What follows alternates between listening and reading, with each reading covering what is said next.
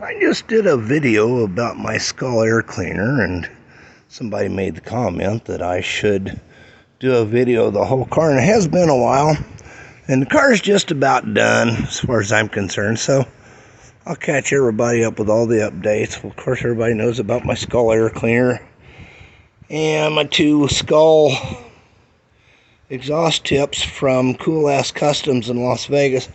I've also added a bumper made from some pretty heavy angle iron, and it goes up and it bolts onto the frame on either side of the transaxle with these big U-bolts. Man, it's down tight and it's not going anywhere. I could have pulled a trailer with it if I wanted to. So anyways, Negan started out as a 1970 Volkswagen Beetle.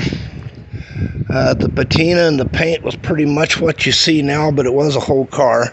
So first thing I did was start cutting the rear end off of it, chopping the fenders. It had 5.5-inch wide wheels in the back, so I got some big 235/15 all-terrain radials, and just used the smoothie hubcaps or Volkswagen wheels and 15-inch stainless steel beauty rings. I got some Nerf bars for it. Of course, Betty's riding shotgun. And I've got a son that does 3D printing, and he's got a laser bed, so he's been making my stencils for my zombie count and my biohazard sign. And then he prints, so he did this for me, the flag and the shitbox edition, and even my antenna topper. Go around here, I cut the fenders off, like I said, all 4 fenders. And the front tires are two 70R15s. It never did have bumpers, so I just kind of made my own Nerf bar for the front of it. And once again, you see the result of my son's 3D printing. He 3D printed my guns for the front, my little smiley face guy. Like I said, he does stencils, so that's how I did my biohazard sign. Now open this up, and you'll see that it has an extra added thing that most don't, and that's a Chinese diesel heater.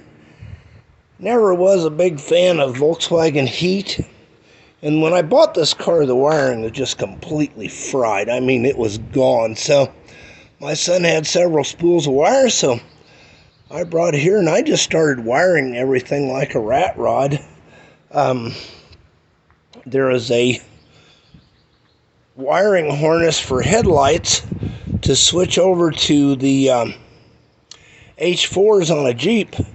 And it already has the relays and everything for headlights, and you just plug it into a dimmer switch, and it works perfectly and does away with all that Volkswagen garbage. They just over-engineer everything. I simplified everything. I only got like 6 fuses that run the entire car, because that's all that's needed. Go in here to the interior, and the shifter and the turn signal ball are just, one's a half-size regulation pool ball and the other one's full-size, and I just tapped and drilled them. The dash is pretty much stock. This is the controller for my heater, and I just turn it on and dial the heat up and down as I need it, and it gets it toasty warm in here. Now my seats are mounted on the original frame rails for the old Beetle seats. I cut the cushions off of them, put these high back reclining seats, really comfortable. And then I have a foot locker for my speakers, and the back deck is all done in, and I have storage for tools, my battery, and what have you. Got quite a bit of storage right there. So anyways, this is pretty much everything I've done to my car, and I really don't plan on doing much else except just driving it.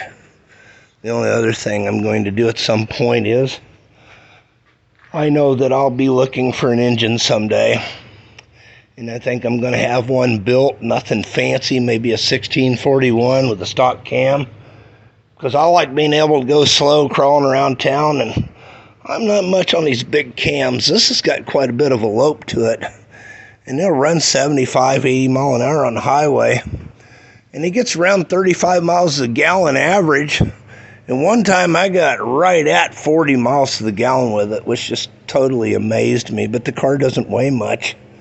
So one of these days I need to take it down to Love's truck stop, have it weighed just to find out for certain. But anyways, that's my little rat bug called Negan.